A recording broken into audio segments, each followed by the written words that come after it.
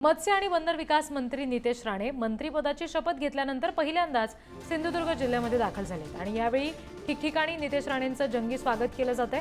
राणेंवर 20 ते 25 जेसीबींमधून फुलांची उधळण केली जाते। ही दृश्य सध्या आपण बघतोय।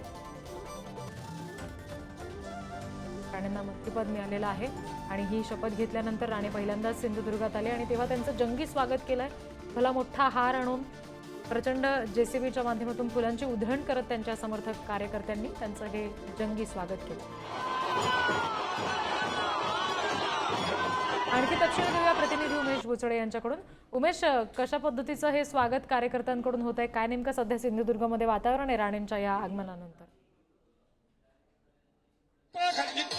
निश्चितच आपण पाहतो की सिंधुदुर्गामध्ये प्रथम त्या कॅबिनेट मंत्री आल्यानंतर नितेश राणे यांचं खारेपाट्यामध्ये जंगी स्वागत झालेलं आहे। आपण पाहतो त्यांच्या स्वागतासाठी मोठा जनसमुदाय देखील उपस्थित आहे। कार्यकर्ते आहेत, महायुतीचे कार्यकर्ते आहेत आणि भाजपचे कार्यकर्ते आहेत, शिवसेनेचे कार्यकर्ते, सर्वच जे कार्यकर्ते आहेत आणि जिल्ह्याभरातून कार्यकर्ते खारेपाट्यामध्ये आले आहेत। खारेपाट्यामध्ये वारकरी दिंडी असेल, बॅनरबाजी असेल, त्याच्यात मोठमोठे होर्डिंग असेल, त्यानंतर मग जेसीबीच्या राणाने फुलांची उधळण त्यांच्यावर देखील केलेली आहे आणि खारेपाट्याचे मुख्य द्वार आहे सिंधुदुर्ग जिल्ह्याचं, त्याच्या या प्रवेशद्वारावर हे नितेश राणे मंत्री नितेश राणेंचं स्वागत झालेलं आहे। त्यामुळे पुन्हा आज दिवसभर जिल्ह्याभरात त्यांचं स्वागत एकंदरीत होईल असं एकंदरीत माहिती आहे। कारण इथून ते देवगडला जातील, देवगडवरून कणकवलीवरून पुन्हा ते सावंतवाडी जातील, सावंतवाडी दौंड मार्गाने पुन्हा कणकवलीला असं नागरिक सत्कार देखील त्यांचा होणार आहे। आज दिवसभरात त्यांचे नागरिक सत्काराचाच हा कार्यक्रम आयोजित केला आणि आज पहिलं स्वागत हे खारेपाट्याच्या या बॉर्डरवर झालेलं आहे सिंधुदुर्गाच्या प्रवेशद्वारावर।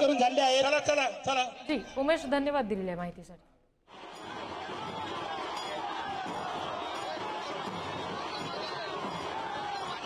Thank you.